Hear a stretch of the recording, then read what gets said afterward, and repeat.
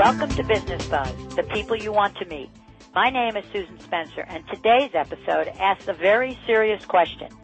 Is having children the worst economic decision a mother can make?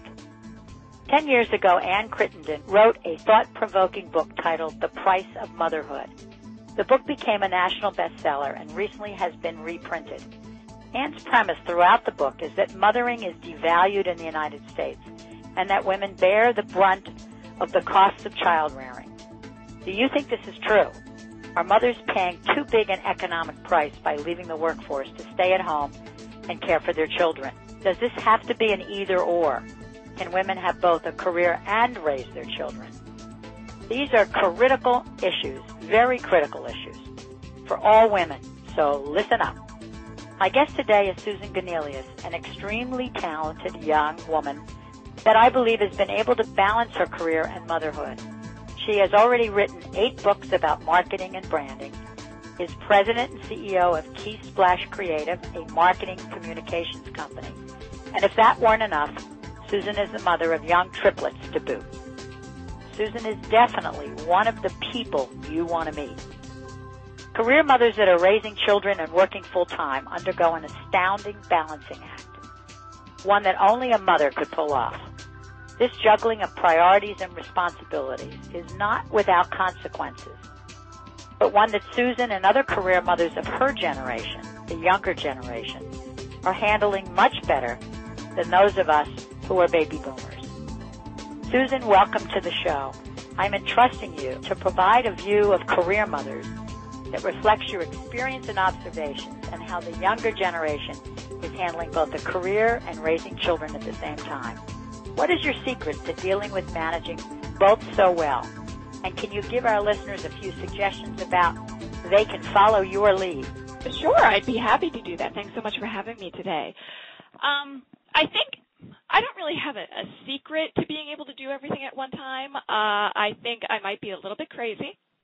But I also have great support from my husband. I certainly could not do it alone.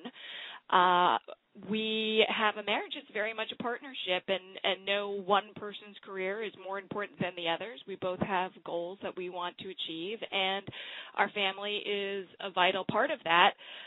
So we work together to balance everything and get everything done, and we lead unusual schedules, but it works so that we can do everything, and we're both willing to do that.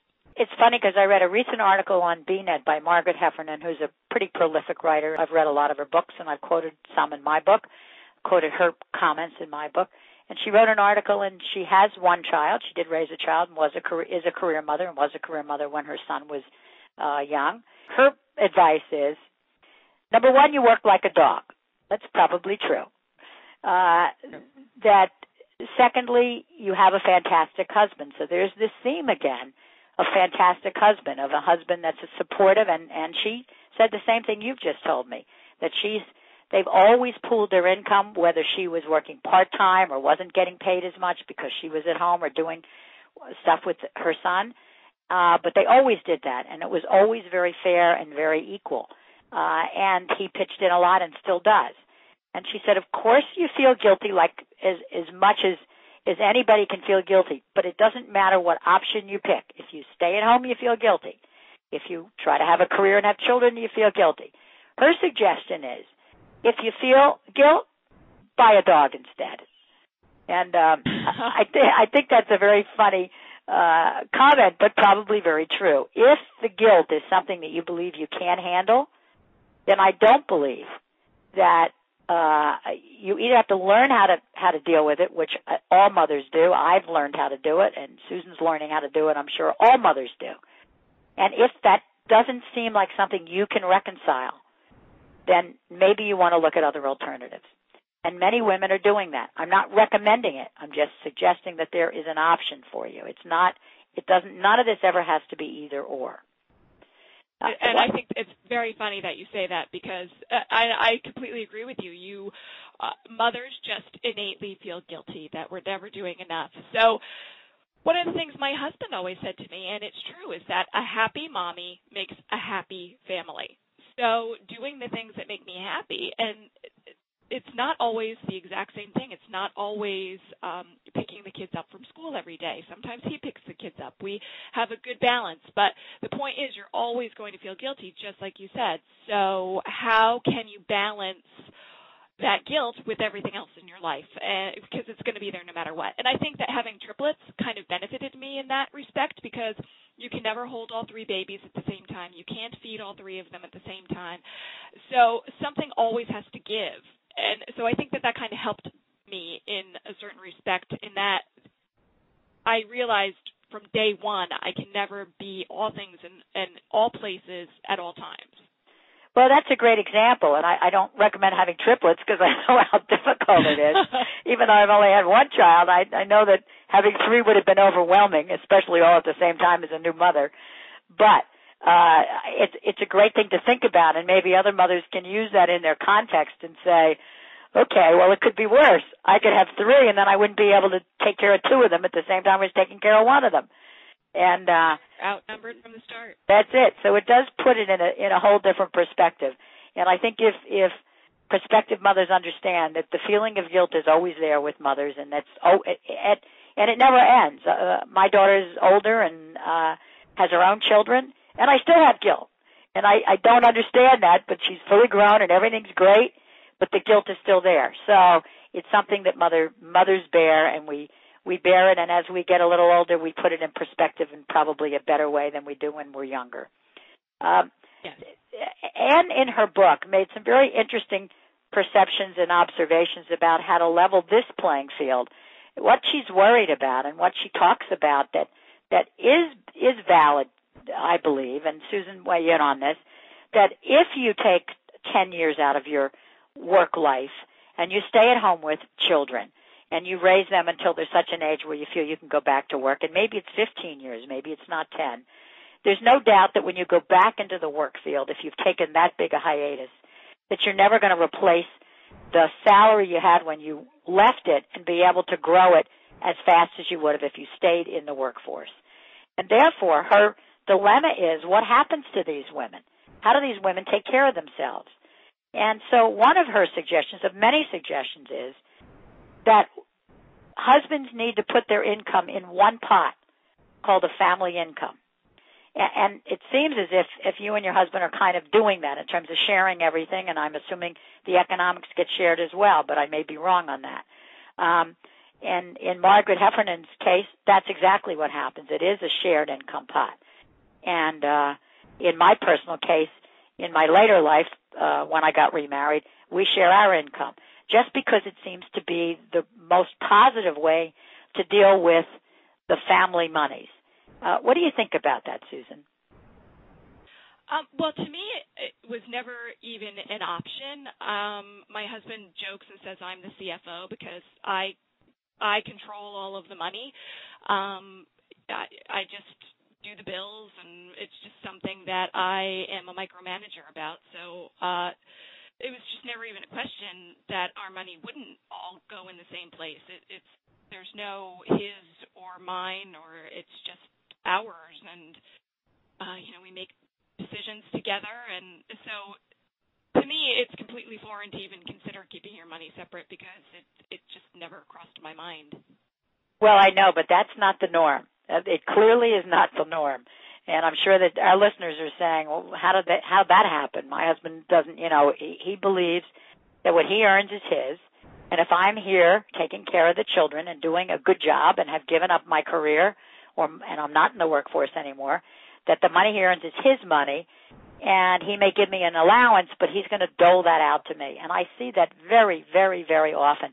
That, to me, is the norm, Susan, not our situations as we've articulated them. I don't think the sharing is common. But I have a suggestion for women. Do you think it's common? It's amazing.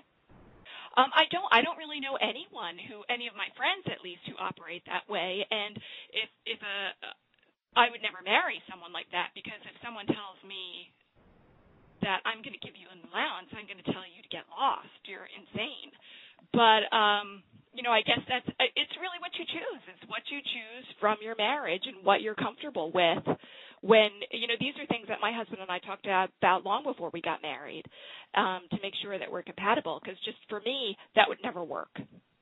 Well, it never worked for me either.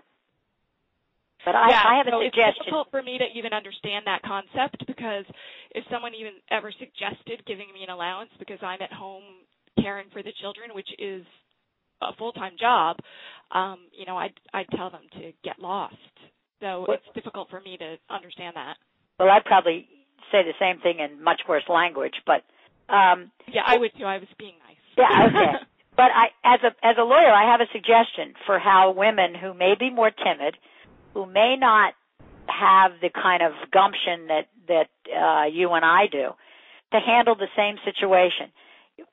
And I found that a lot of women are reluctant, at least maybe in my generation, to ask men, to try to work all this out up front. They're queasy about it. But today, having a prenuptial is not a rare thing. It's a pretty common thing in those that come to the marriage with assets. And I believe that a woman should do as you suggested and as you've actually done, which is to sit down with her husband-to-be at the time where she has the most leverage, because women have the most leverage before they're married. After they're married, a lot of things happen. A lot of changes happen and situations happen where they lose a lot of leverage. But at that moment of the most leverage, if they could carve out with their future husband a prenuptial that says, in the event that we have children and I stay home with those children, our income is to be pooled as a family income that is shared mutually and across the board on an equal way. What do you think about that one?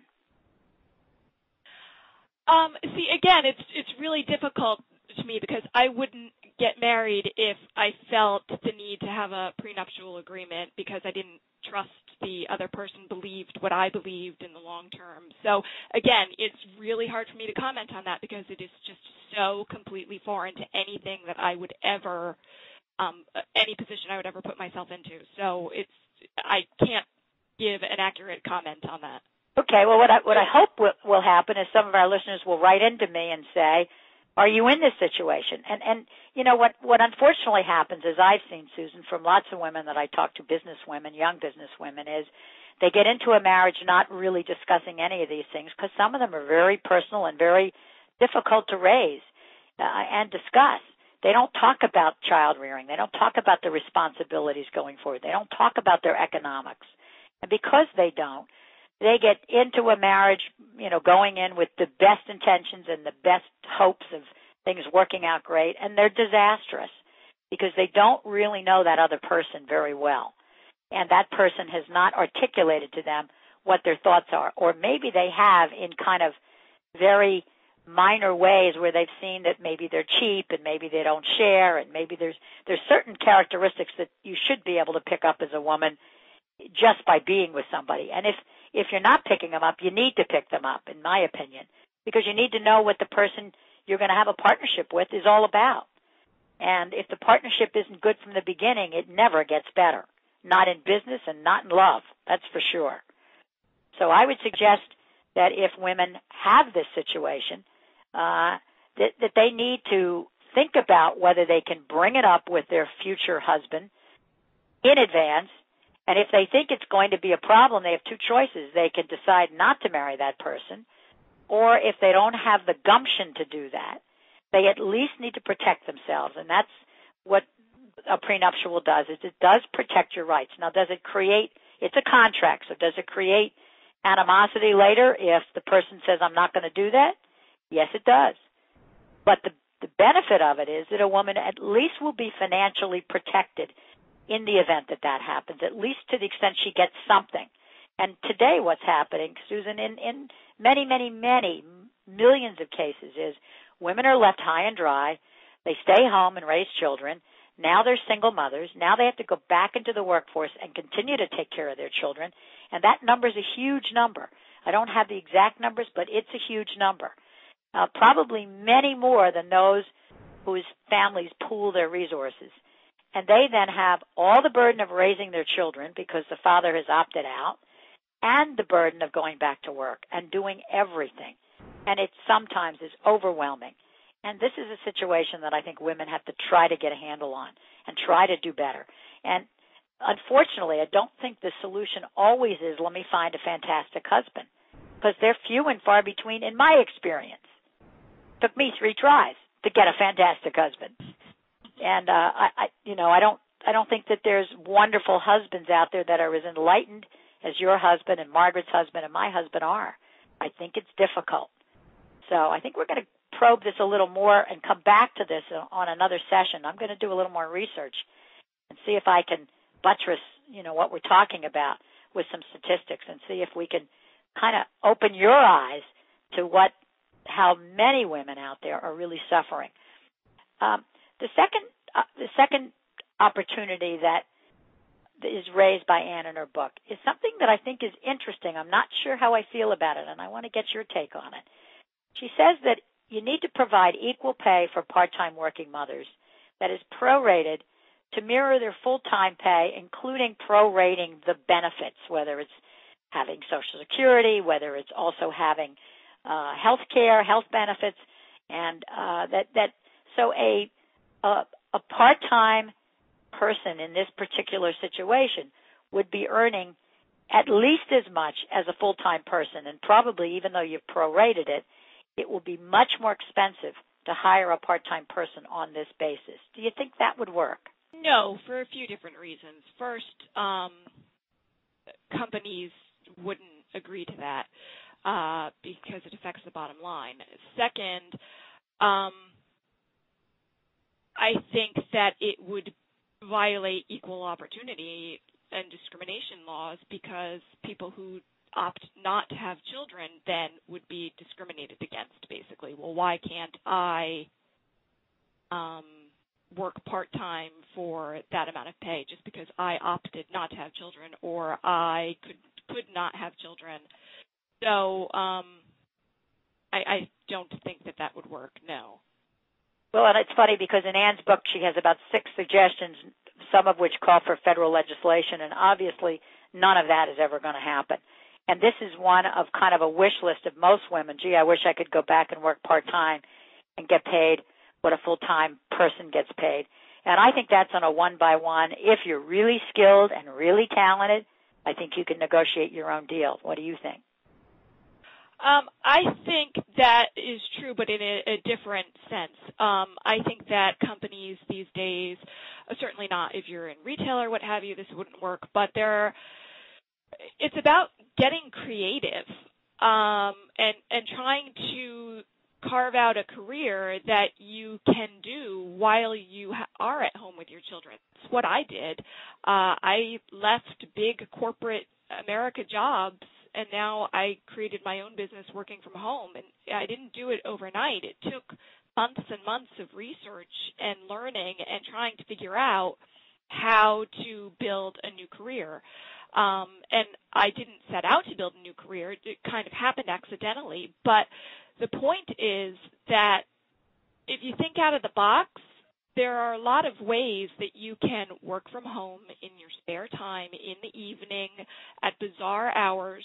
You might have to sleep fewer hours each day. You might have to make yourself a little bit crazier each day.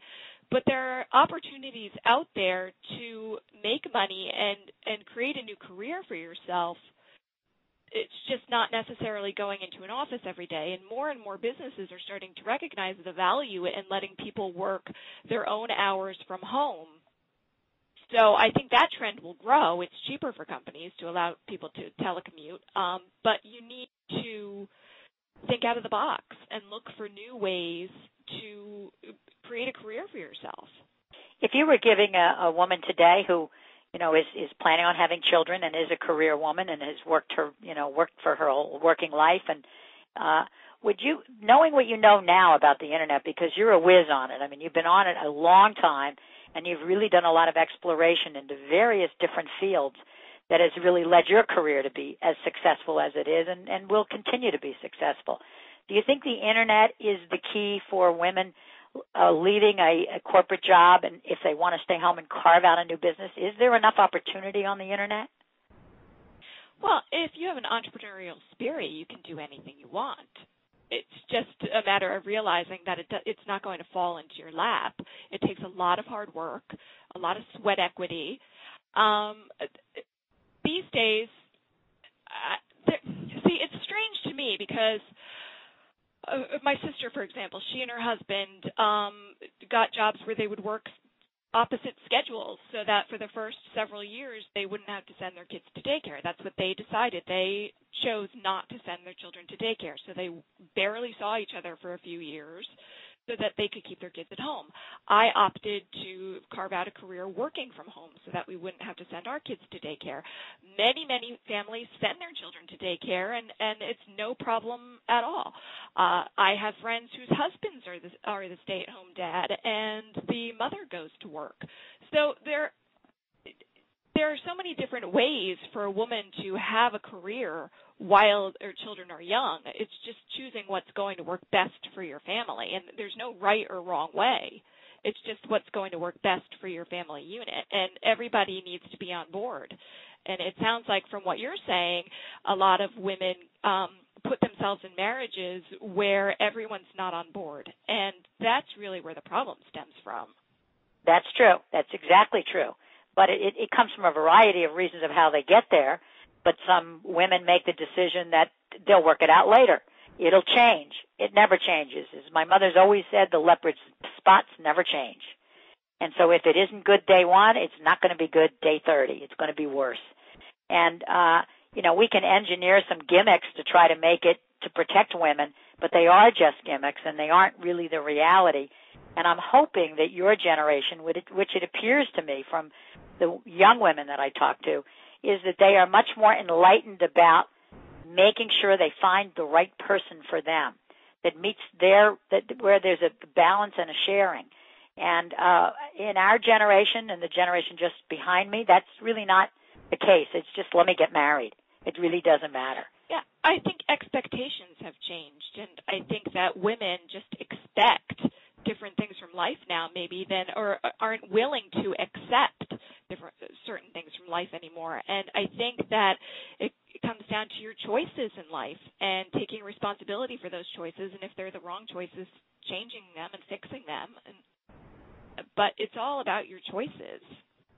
It is, but a lot of young women don't understand that. They get married young. They really don't understand the whole thrust of it. They think they're in love and away you go. And they don't understand that this, if you want to have a lifelong relationship with your husband and you're going to have children, whether you like that husband or not, you're going to have a lifelong relationship with him when you have children together. And so that kind of commitment is a major, major, major commitment. In a partnership, and I had my first business, I had a partnership. When the partnership goes awry, you can always cut your losses. When you have children together, that's not the case. That biological father or mother goes right along with it. So you are a partner for life, whether you like it or not. And I think I'm hoping that younger women today are understanding the consequences of this. Because if they are, things will change by themselves, by the momentum of the young women coming up. And I'm going to keep hoping. And after I read Anne's book, The Price of Motherhood, I was so depressed for about a week. I said, God, that's terrible. This is a terrible result. And then I spoke to you, and you said, well, that's not my experience at all.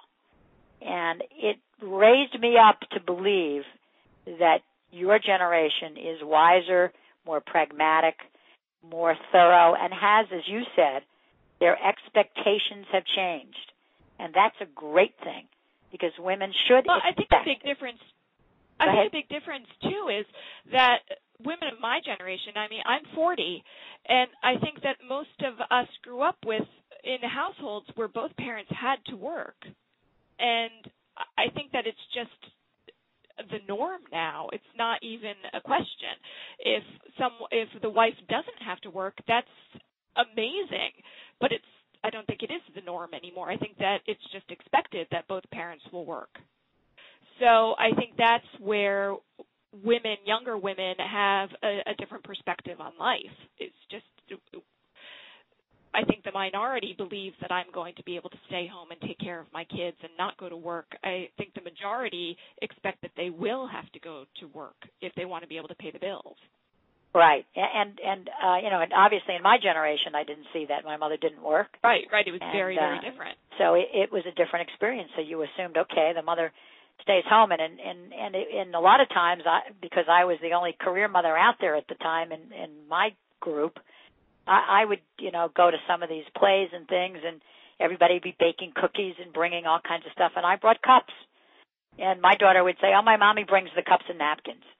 So I think that's changed. I don't know if you're baking cookies, but I know I never baked them. No, I don't like to cook. Okay, good. That's good. Not good that you don't like to cook. I don't. But some people do like it. But it was never anything that was my strong suit. So I decided to just let career do that. Yeah, instead. I bring the cups. I'm the cups person, definitely. That's nothing wrong with it. It's easy. It's very easy, and no one can say I don't like your cup. So it works out great. Well, this has been a refreshing and great discussion, and I hope that our younger listeners will take your advice and do what you did and try to work everything out up front so they know exactly what their expectations will be when they're married, and that they'll work out what-ifs. Every what-if you can think of, you work out, because it's important that you do that. And it's important that women understand where their future is going to go and not get blindsided by it later and say, wow, I had no idea. So if there's any advice I can pass on today, it's that you need to make sure you know where the other person stands on every situation that's important to both of you, in sharing money, in income, in child raising, and expectations about who pays for what, so that when you get married, the best you can hope is that they will stick to what they've said, they've represented they are.